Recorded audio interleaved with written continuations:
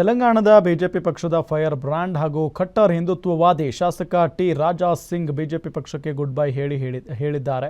ತೆಲಂಗಾಣದ ಗೋಶಾಮಹಲ್ ವಿಧಾನಸಭಾ ಕ್ಷೇತ್ರದ ಶಾಸಕ ರಾಜಾ ಸಿಂಗ್ ಪಕ್ಷದ ಪ್ರಾಥಮಿಕ ಸದಸ್ಯತ್ವಕ್ಕೆ ದಿಢೀರ್ ರಾಜೀನಾಮೆಯನ್ನು ನೀಡಿದ್ದು, ರಾಜಾ ಸಿಂಗ್ ರಾಜೀನಾಮೆ ವಿಚಾರ ತೆಲಂಗಾಣದಲ್ಲಿ ರಾಜಕೀಯ ವಲಯದಲ್ಲಿ ತೀವ್ರ ಸಂಚಲನ ಮೂಡಿಸಿದೆ.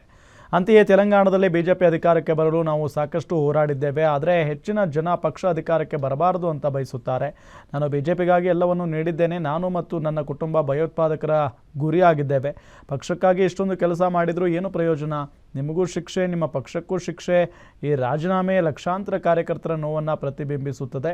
ನಾನು ಬಿಜೆಪಿಗೆ ರಾಜೀನಾಮೆ ನೀಡಿದರೂ ಸಹ ನಾನು ಹಿಂದುತ್ವಕ್ಕಾಗಿ ಹೋರಾಡೋದನ್ನು ಮುಂದುವರಿಸುತ್ತೇನೆ ಅಂತ ರಾಜಾ ಸಿಂಗ್ ಘೋಷಣೆ ಮಾಡಿದ್ದಾರೆ. ఇవాళ లేకపోతే రేపు బీజేపీ గవర్నమెంట్ తెలంగాణలో వస్తుంది అనుకుంటాం.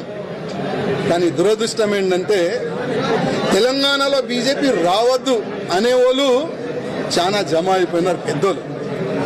ఇప్పుడు వాళ్ళే అనుకోకపోతే మేము ఇంత కష్టపడి మా ఫ్యామిలీని రిక్స్ చేసిన తర్వాత ఇంత పని చేసిన తర్వాత లాభం మేము ఉండవు కదా. అందుకోసం అయ్యా మీ పార్టీకి దండం, మీకు దండం అని ఒక లవ్ లెటర్ ఇచ్చి వెళ్తున్నాం. జై శ్రీరామ్.